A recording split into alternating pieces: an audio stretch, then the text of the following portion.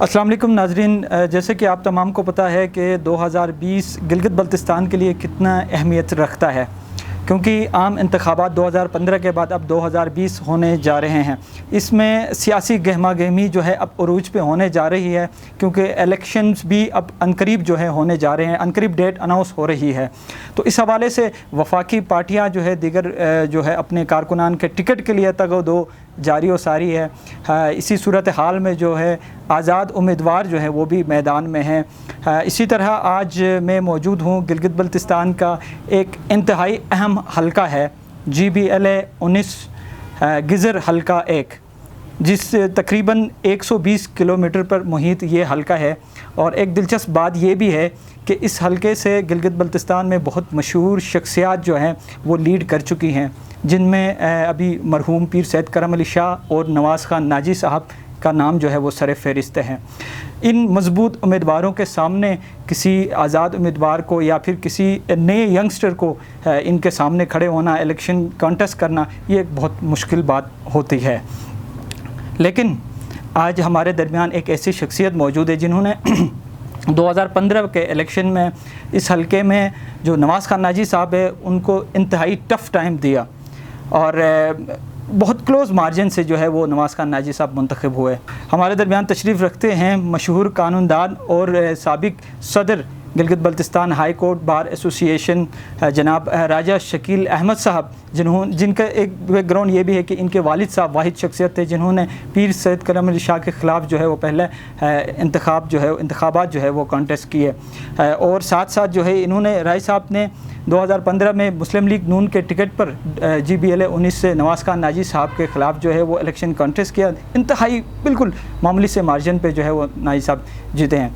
Welcome to the show अपने राय साहब। और आज के जो इलेक्शन की ये खुसूसी ट्रांसमिशन में हम आपको इस गिज़र के हल्के 19 में जो हमारी ट्रांसमिशन है इसमें खुशामदीद कहते हैं। राय साहब ये बताइएगा कि बहुत सारी बातें होंगी कानूनी मामलात में भी, गिलगित बल्तिस्तान के तनाजुर में भी आपसे हम रहनुमाई हासिल करेंगे।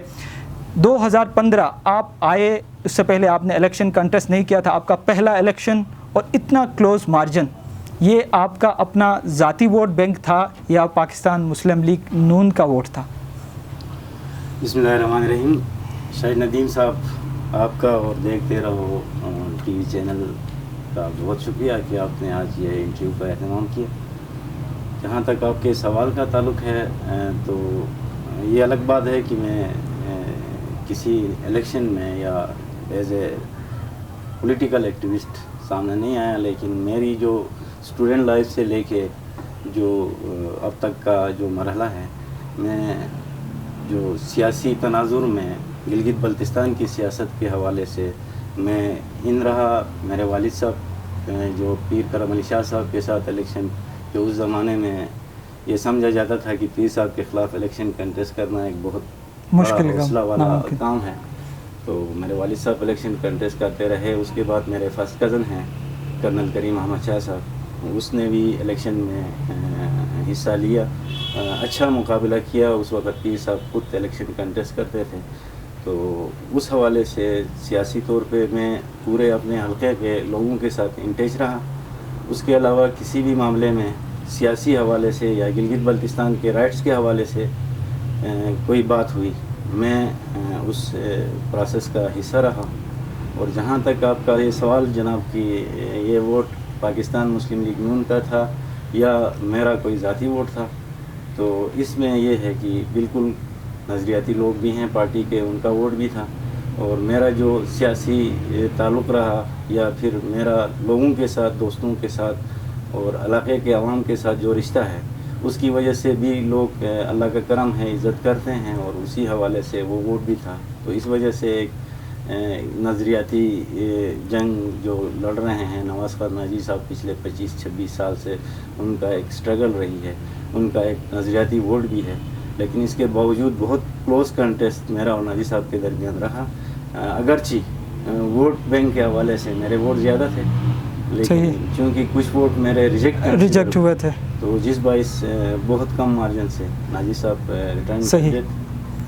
راج صاحب ایک دو کویسچنس اور میں پھر حلقے کے حوالے سے کروں، پھر کچھ قانونی معاملات پہ بھی ہم آپ سے رہنمائی حاصل کریں گے۔ ابھی آپ نے فیصلہ کیا ہے کہ آزاد امیدوار الیکشن لڑیں گے یا پھر ابھی بھی کوئی اسپیس باقی ہے پاکستان مسلم لیگ نون کے ٹکٹ کے لیے؟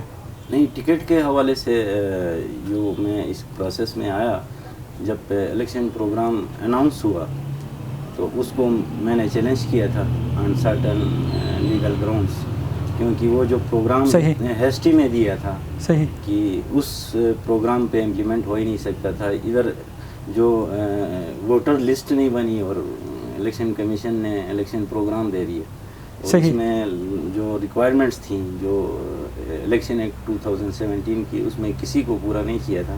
اس کو بھی میں نے ایز اے آزاد کینڈیڈیٹ اس کو چیلنج کیا تھا، جو کہ میری ریٹ ایکسیپٹ ہو گئی۔ بات جہاں اسپیس کی آپ کر رہے ہیں، کیونکہ میں نے جو دیکھا، جو میرا چھوٹا سا صحیح پولیٹیکل کیریئر یہ ہے کہ یہاں پہ جو گلگت بلتستان کا اپنا ایک سیاسی یا اس کا آئینی پس منظر ہے، اور اس کے اندر جو وفاق کی جو جماعتیں ہیں ان کا جو میں نے دیکھا کہ وہ جو گلگت بلتستان کے سناریو کے حوالے سے اسپیسیفک کوئی اسٹرگل کے لیے مطلب کوئی پروویژن یا وہ لوگ اس طرح سے تیار نہیں ہوتے، کیونکہ ان کو وفاق کی طرف سے ایک گائیڈ لائن ملی ہوتی ہے، ان کا ایک منشور ہوتا ہے۔ آپ پارٹی پالیسی کو اپوز نہیں کر سکتے، آپ نے پارٹی پالیسی ڈیسیجنس جو ہیں ان کو ایکسیپٹ کرنا ہے۔ اس حوالے سے میں پچھلے مطلب تقریباً 1.5 سال سے جو میری پارٹی کے اپنے ایون ڈیسیجنس گلگت بلتستان کے حوالے سے آئے، اسپیسیفکلی جب 2018 میں آرڈر گورننس آرڈر آیا، اس کی طرف آنے لگا، تو اس پہ بھی میں نے مطلب اپنی پارٹی پالیسی کی کو میں نے اپوز کیا تھا۔ میں نے کہا تھا کہ یہ ٹھیک گلگت بلتستان کے لوگوں کے حوالے سے یہ ایکسیپٹیبل نہیں ہے۔ تو اسی حوالے سے میں نے اس وقت سے ہی سوچا تھا کہ اگلا الیکشن جو ہوگا میں آزاد حیثیت میں لڑوں گا، تاکہ جس فورم میں نے اپنے لوگوں کی نمائندگی کرنی ہے، صحیح، وہاں میں بہتر انداز میں کسی پالیسی کے کسی اس کے اندر رہ کے نہیں، اپنی آزاد پالیسی کے تحت میں بات کر سکوں۔ اس لیے میں نے آزاد راج صاحب بالکل میں ابھی اسی طرف ہی آنے لگا تھا۔ آرڈر 2018 بلکہ میں پہلے کویسچن یہی کہوں گا کہ عام عوام جو ہے ان کے لیے یہ بڑا مشکل ہوتا ہے اس ٹرم کو سمجھنا 2018 کیا ہے، ابھی کس آرڈر کے تحت جو ہے گلگت بلتستان کا نظام کو چلایا جا رہا ہے۔ یہ ذرا آسان سے لفظوں میں ہمارے سامعین کے لیے، ہمارے عام جو لوگوں کے لیے کہ 2-4 لفظوں میں 2018-19 یہ کیا بلا ہے، اور جو ابھی جو ہے کرنٹلی کون سا آرڈر جو ہے وہ لاگو ہے گلگت بلتستان میں؟ سر یہ اس سوال کا جواب جو ہے، اگر میں اس کو ایکسپلین کروں، یہ بہت ایک بڑا مزاق، نہیں چند لفظوں میں جو سمجھ سکتے ہیں۔ بہرحال آپ نے کہا کہ آرڈر یہ آئینی اور قانونی تناظر میں بات کروں تو آج تک 2018 کی بات نہیں کر رہا ہوں، میں لیگل فریم ورک آرڈر سے لے کے اب تک کی جو بات کریں، یہ سارے آرڈرز ہی ہیں۔ آرڈرز کو اگر میں سمپل آپ نے کہا ڈیفائن کروں تو آرڈر کہتے ہیں حکم کو، اور حکم ہمیشہ دیا جاتا ہے محکوم کو، ٹھیک ہے۔ بذات خود اس کا نام ہی مطلب جو ایک عام قانون یا آئین کے اس سے شعبے سے منسلک افراد کے لیے یہ بہت زیادہ پینچنگ ہے، صحیح، ناقابل برداشت ہے کہ میں کیوں جی میں کوئی محکوم ہوں کہ آپ آرڈر پہ آرڈر دیجیے۔ دوسری بات یہ ہے کہ ٹھیک ہے اس کو آپ جو بھی نام دیں، آرڈر مطلب بیسکلی مسئلہ یہ ہے کہ کیا آئینی طور پہ جو آرڈر آپ نے دیا گلگت بلتستان کے لوگوں کو، وہ آئین پاکستان کے تناظر میں اس کی کیا حیثیت ہے؟ جو آرڈر ہمیں دیا جاتا ہے اس کی کوئی گارنٹی آئین پاکستان میں نہیں ہوتی، مطلب یہ ہے کہ میں اگر اس دفعہ چیف ایگزیکٹو ہوں، میں چاہوں کہ فلاں علاقے کے لوگوں کو میں اس طرح سے چلاؤں، صحیح، تو پچھلے والے کا حکم منسوخ، صحیح، نئے والے کا آرڈر آ گیا، اور میں نے وہ حکم ہر نئے آنے والے کا ماننا ہے، صحیح۔ بیسکلی یہ کیوں مطلب ضروری ہے؟ گلگت بلتستان کے لوگوں کو ایک کانسٹیٹیوشنل سیٹ اپ چاہیے، یا ایسا سیٹ اپ چاہیے جس کو کانسٹیٹیوشن گارنٹی کرے، آئین پاکستان گارنٹی کرے۔ تو یہاں پہ جو بھی آرڈر آیا اس کی کوئی کانسٹیٹیوشنل گارنٹی نہیں ہوتی ہے، اور اسی وجہ سے وہ قابل قبول لوگوں کے لیے نہیں ہوتا ہے۔ اس کے اندر جو لوگوں کی ریکوائرمنٹ ہے، ایون جو بنیادی حقوق ہیں لوگوں کے، ان کی کوئی گارنٹی نہیں ہوتی ہے۔ مطلب وہ آرڈر دینے والے کی مرضی ہے کہ وہ آپ کو کیا دینا چاہتا ہے، صحیح، یا آپ سے کیا لینا چاہتا ہے۔ اس وجہ سے جو آرڈرز ہیں بذات خود اس نام سے ہی مطلب بندہ ایگری نہیں کر سکتا، لیکن اس کے اندر جو چیزیں دی ہوتی ہیں بالکل اس کو آئین کی کوئی سی گارنٹی نہیں کرتی صحیح، یہ بالکل آرڈر ایک حکم نامہ ہوتا ہے حکمران کا محکوم کے لیے. بالکل. راج صاحب، جسٹس اپنے ہمارے جعفر شاہ صاحب ہیں، ان سے میرے ایک انٹرویو میں نے ان سے کویسچن کیا تھا، تو انہوں نے کہا تھا کہ گلگت بلتستان میں عبوری جو ہے آئینی سیٹ اپ جو ہے، عبوری آئینی صوبہ یہ جو ہے ممکن ہے. کیا اس میں قانونی اس میں گنجائش ہے کہ گلگت بلتستان کے حالات کے تناظر میں؟ سر اس کے پیچھے ایک پوری ہسٹری ہے. جیسے میرے محترم ہیں جعفر شاہ صاحب، وہ ایز اے وکیل بھی میرے لیے بہت زیادہ قابل احترام رہے ہیں، اور ان کا ایک اپنا کردار بھی ہے.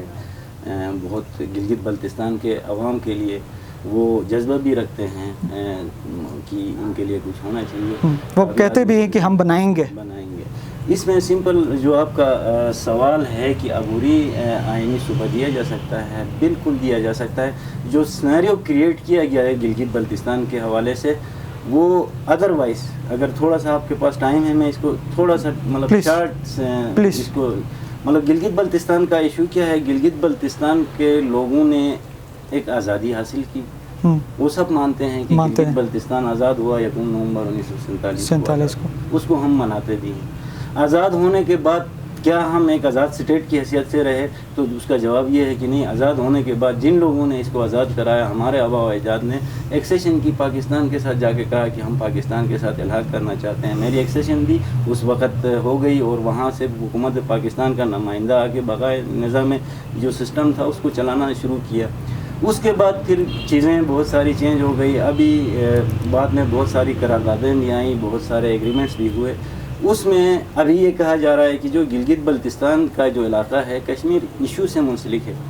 کشمیر ایشو سے منسلک ہونے کے بعد پھر بات یہ کی جاتی ہے کہ جب وہ حق رائے دہی یا یونائٹڈ نیشنز کے تو اس میں انہوں نے ووٹ کرنا ہے.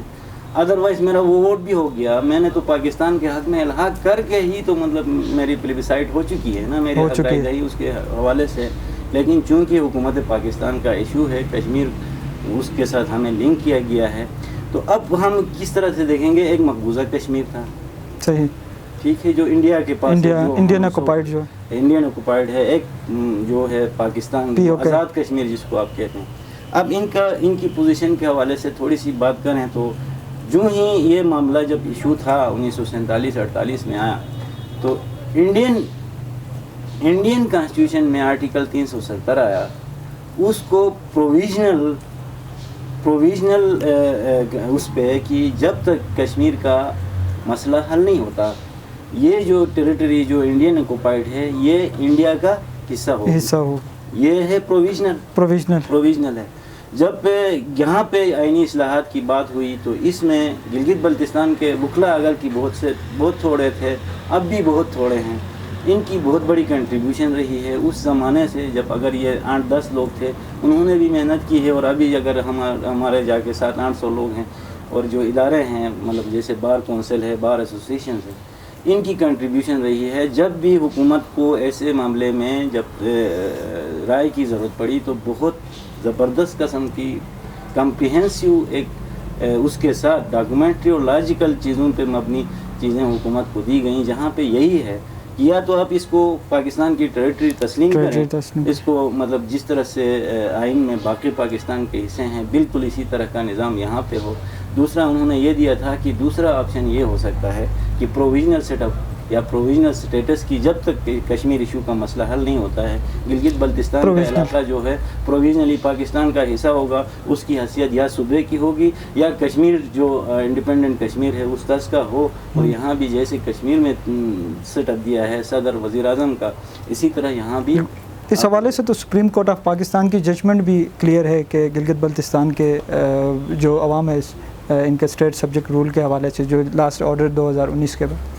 سر اس میں بالکل 1999 میں جو الجہاد ٹرسٹ کا فیصلہ تھا، basically supreme court of Pakistan بھی چیزوں کو مطلب میری رائے ہو سکتی ہے. میں یہ کہتا ہوں کہ جو پٹیشن گئی تھی وکلا کی طرف سے یا گلگت بلتستان کے شہریوں کی طرف سے، وہ گئی تھی امپلیمنٹیشن آف ججمنٹ 1999 جو الجہاد ٹرسٹ میں دیا تھا. اس میں یہ تھا کہ گلگت بلتستان کے لوگ ہر حوالے سے پاکستان کے سٹیزن ہیں، البتہ وہ جو حالات ہیں ان کی روشنی میں ان کو سیٹ اپ دیا جائے. وہ جا کے 2010-12 تک وہ نہیں دیا گیا. اس پہ پھر امپلیمنٹیشن پٹیشن گئی. امپلیمنٹیشن پٹیشن میں بجائے اس کو امپلیمنٹ کرنے کے ایک نیا شوشہ کھولا کہ یہ متنازع علاقہ ہے، جس پہ سب سے بڑا اعتراض ہمارا یہ ہے کہ یہ متنازع علاقہ نہیں ہے، یا تو یہ پاکستان کا حصہ ہے یا نہیں ہے. دو چیزیں ہیں، دو چیزیں متنازع ہو نہیں سکے. بالکل، یہ جی بھی اسٹیٹس پہ بہت لمبی بحث، بہت بڑا پروگرام جو ہے ہو سکتا ہے، بات نکلے گی تو پھر دور تلک جائے گی. رائے صاحب، میں back to the election 2020 Gilgit Baltistan کی طرف آتا ہوں. چند جو آپ نے 2018 میں الیکشن جو آرڈر 2018 کے خلاف جو ہے لیڈ کیا اپنے بار کونسل کو اس حوالے سے، اس سے آپ کو کیا نقصانات ہوئے؟ کیونکہ آپ اس وقت جو ہے پاکستان مسلم لیگ نون حکومت میں تھی، آپ نے انہی کے خلاف جو ان کے پالیسیز تھی ان کے خلاف بیسیکلی آپ اٹھے، تو اس سے آپ کو کیا نقصانات ہوئے آپ کے ذاتی؟ سر، میرے خیال میں اس میں فائدہ یا نقصان کی میں بات نہیں کروں گا. میرا اپنا ایک یہ ہے کہ منشور کے لیں، یا میرا اپنا ایک مقصد یہ ہے کہ آپ بے شک آپ الیکشن لڑتے ہوں یا نہ لڑتے ہوں، یہ بھی ایک ایشو نہیں ہے. بیسکلی اپنی قوم کی نمائندگی کرنا ہر پڑھے لکھے شہری کا میرے خیال میں جو سمجھتا ہے اس کا فرض بنتا ہے کہ وہ اس فورم پہ اس چیز پہ بات کرے، اور چاہے وہ آپ کی پارٹی ہے چاہے وہ کوئی اور پارٹی ہے. جہاں پہ بات غلط ہے اس کو غلط کہے، جہاں پہ صحیح ہے اس کو صحیح کہے. آپ کی بات صحیح ہے کہ میں پاکستان مسلم لیگ نون کا کارکن بھی مطلب رہا ہوں تھا. میرا بیک گراؤنڈ ہے پولیٹیکل، وہ زیادہ تر پاکستان مسلم لیگ نون کے نظریے پہ یا مسلم لیگ کے نظریے پہ. بیسکلی نون میم جیم کاف یہ چیزیں وقت کی ضرورت کے تحت لوگوں نے اپنے لیے بنائیں. بیسکلی جو پاکستان بنایا تھا مسلم لیگ نون نے، اس پارٹی کی بنیاد جن لوگوں نے رکھی تھی وہ مطلب ہمارے لیے مطلب اب بھی مطلب وہ ہم انہی کی مثالیں دیتے ہیں. اس میں علامہ اقبال ہے، سر آغا خان سیوم ہے، نواب سراج الدولہ ہے. یہ وہ شخصیات تھی جنہوں نے اس وقت مسلمانوں کے لیے ایک الگ ملک کی جدوجہد کی. ہم اس نظریے کی بنیاد پہ مسلم لیگ نون کے ساتھ میری اٹیچمنٹ یا مطلب ہمارے جو لوگ ہیں ان کی اٹیچمنٹ رہی ہے. رہی بات اس فیصلے اس کے بعد احتجاج کے بعد مجھ پہ جو میرے پارٹی کے صدر تھے یا جو میری گورنمنٹ تھی، انہوں نے اس چیز کو بہت اس پہ لیا کہ آپ نے پارٹی پالیسی کی جو ہے خلاف ورزی کی. مجھے شو کاز نوٹسز دیے گئے. میں نے کہا کہ شو کاز نوٹس اس وقت آپ دیجیے گا کہ میں آپ کی پارٹی کا کوئی عہدہ رکھا ہوں، میں کارکن ہوں. سمپل مسئلہ یہ ہے کہ آپ شو کاز نوٹس دے کے مجھے کسی عہدے سے کسی منسٹری سے برطرف کرنے تو نہیں جا رہے ہیں. رہی بات جو بات سچ ہے وہ سچ ہے. اور میں نے اس وقت جو اپوز کیا، اس وقت میں high court bar association Gilgit کا صدر تھا. بار کی باقاعدہ 2 میٹنگز کے بعد یہ بات مطلب جو میں نے وہاں پہ بات کی وہ ایک قرارداد کی شکل میں آیا تھا کہ یہ کسی بھی طرح سے گلگت بلتستان کے جو وکلا برادری ہیں یا جو ادارے ہیں وکلا کے، ان کو قابل قبول نہیں ہے. اور اس حوالے سے میں نے تھوڑی سی فردر ایکسپلینیشن، چونکہ وہاں پہ لوگ تھے جن کو سمجھ نہیں تھی یا جو اس کو سمجھنا چاہتے تھے، میں نے آئینی اور قانونی پیرائی میں وہ سیدھی سی بات کی تھی.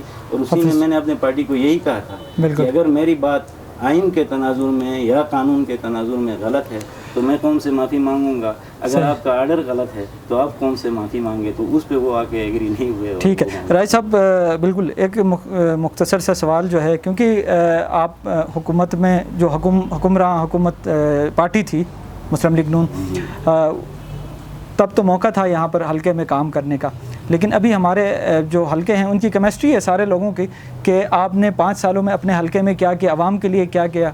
تو آپ کو اتنا بڑا ووٹ پڑا، تقریباً 5000 پلس جو ہے آپ کو ووٹ پڑا اتنے لوگوں کا. ابھی آپ جب لوگوں کے پاس جاتے ہیں تو ان کو کیا آپ جسٹیفائی کریں گے کہ حلقے میں آپ نے کیا کچھ جو ہے 5 سالوں میں حلقے کے لیے لوگوں کے مسئلے مسائل کے لیے آپ نے کیا کیا؟ جی رائے صاحب، حلقے کے عوام کے مسائل کے حوالے سے.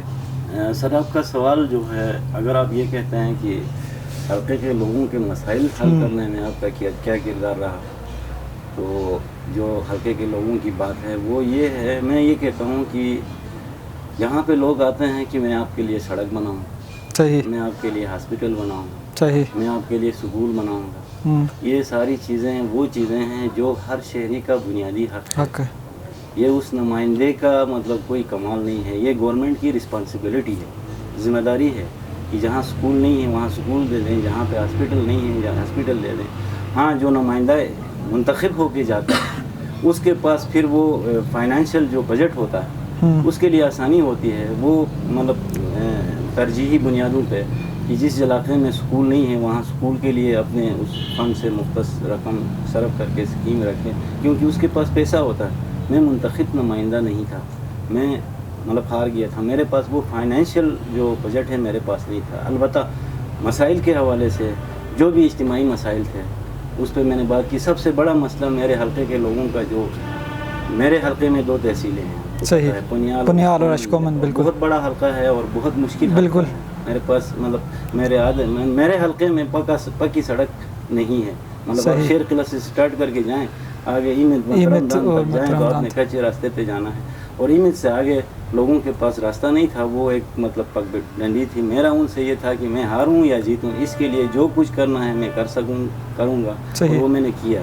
صحیح, میں نے اپنے جو میرے صحیح عوام کا یہ بھی خیال ہے آپ کے پاس حکومت آپ بالکل تھا, آپ کی حکومت تھی, آپ کچھ کر سکتے تھے, جیسے حلقہ 3 میں کیا ہے گزر میں, یا دوسرے حلقے جہاں پر کینڈیڈیٹس ہارے بھی ہیں لیکن ان کو حکومت تھی, کسی اپنے ریفرنس بیس پہ جو ہے وہ کچھ کام کیا, آپ بھی کر سکتے تھے. جی میں نے کر سکتا تھا. جہاں تک میں نے کہا نا, وہ جو سب سے جو مجھے میری ترجیح وہ تھی, وہ میں نے صحیح اسپیشل جو ریکویسٹ کر کے جو سی ایم کا بجٹ تھا وہاں سے ان کو وہ روڈ بھی اور مجاور پل بھی وہ جو ہیں وہ میں نے ریکویسٹ کر کے کیے. اس کے علاوہ جو اجتماعی مسائل تھے, جیسے یہاں سے جے کے اندر چٹور خان تک جو میٹرنگ کا روڈ تھا, یہ بھی اسپیشل, یہ منتخب نمائندے کا بجٹ نہیں تھا, میری ریکویسٹ تھی. اور اس پہ سی ایم صاحب نے باقاعدہ آ کے یہاں اعلان کیا تھا کہ یہ میرے کہنے پہ میں یہ کر رہا ہوں. البتہ بہت ساری چیزیں ہونی چاہیے تھی, وہ نہیں کر سکے, بجٹ اویلیبل نہیں تھا. جہاں تک آپ نے مثال دی, آپ نے حلقہ 3 کی مثال دی. حلقہ 3 میں یہ ہو گیا کہ ان کا ایک نمائندہ جو منتخب پی ٹی آئی کا تھا وہ آیا, اور اس کے بعد جو ایڈوائزرشپ تھی, ایڈوائزرشپ بھی اسی حلقے کو ملی. تو جو ایڈوائزرشپ نے جو کام کرنا ہوتا ہے ایز اے ایڈوائزر, مجھ سے زیادہ اس کے مطلب رابطے حکومت کے ساتھ رہے, انہوں نے کیا.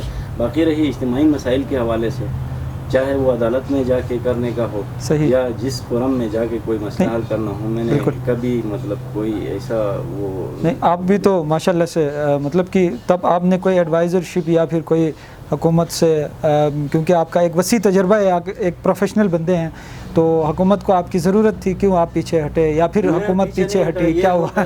یہ ہوتا ہے پارٹی قیادت کا کام ہوتا ہے. صحیح, یا وہ انہوں نے اس کو بہتر سمجھا دیا.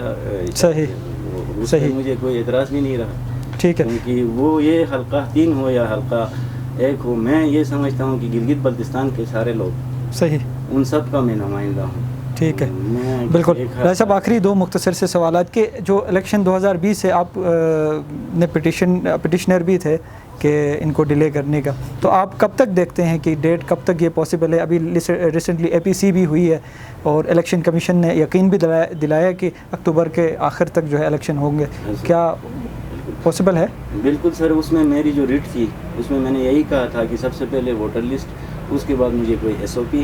صحیح, جو کورونا کی وجہ کا جو ایشو ہے اس میں ایک مطلب یہاں سوشل ڈسٹینسنگ والا ایشو پھر ختم ہو جاتا ہے, کیونکہ سوشل کانٹیکٹ زیادہ ہوتا ہے. آپ نے ووٹر سے کانٹیکٹ کرنا ہے, آپ نے پروسیشنز کرنے ہیں, آپ نے اپنے کمپین آفیسز چلانے ہیں. اس حوالے سے ان کے پاس کوئی ایس او پی نہیں تھی. ووٹرز زیادہ تر رورل ایریاز کے پاسچرز میں تھے. ووٹر لسٹ الیکشن کمیشن کے پاس نہیں تھی, اور میری ریڈ یہ تھی کہ ان چیزوں کو پورا کرنے کے بعد آپ 1 نومبر تک کوئی ڈیٹ دے دیں. اور کورٹ نے میری ریٹ الاؤ کی, البتہ ڈیٹ فکس نہیں کی, اس نے کہا ودن 3 منتھس. وہ ودن 3 منتھس کی بات ہوگی تو 13 نومبر تک الیکشن ڈے ہونا ہے, اور کورٹ کی ڈائریکشنز ہیں. میں انشاءاللہ امید رکھتا ہوں کہ کورٹ کے آرڈرز کو مطلب امپلیمنٹ کریں گے. اور اسی جی انشاءاللہ. راج صاحب آخری کویسچن کہ آپ کو 2020 کے الیکشنز میں اپنے حلقے سے کیا امیدیں ہیں, کہ آپ کو کیا لگتا ہے کہ آپ کو پچھلی جو لاسٹ ٹائم جو ووٹ پڑا ہے اسی طرح ووٹ پڑے گا انشاءاللہ؟ کیسا آپ دیکھتے ہیں؟ اس میں میں آپ کو تھوڑا سا مطلب اگر آپ اجازت دے دیں. جی بالکل پلیز. ٹائم کی کمی ہے. میرے پاس کوئی نظریاتی ووٹ نہیں ہے, میرے پاس کوئی عقیدت کا ووٹ نہیں ہے, نہ میں نے نواز خان ناجی صاحب کی طرح کوئی ایک تحریک چلائی ہے نظریے کی, اور نہ میں کسی مسلک کا کسی اس کا کوئی پیر فقیر ہوں. میرا جو ووٹ ہے وہ لوگوں کی محبت کا ہے, اور وہ میں آپ کو پچھلے الیکشن کا رزلٹ اگر آپ دیکھیں دو تحصیلیں ہیں بالکل. پنیال اور اشکامن، اور میرا دونوں تحصیلوں میں ایکول ووٹ ہے. Equal vote. پنیال اکثریتی ووٹ جو ہے پنیال تحصیل سے آپ کو پڑا ہے 3000 مطلب وہ دیکھیں 100-150 ووٹ کا 300 ووٹ کا فرق ہے تحصیل اشکومن اور پنیال کا. آپ دیکھیں آپ کا ایجنڈا کیا رہے گا رائے صاحب؟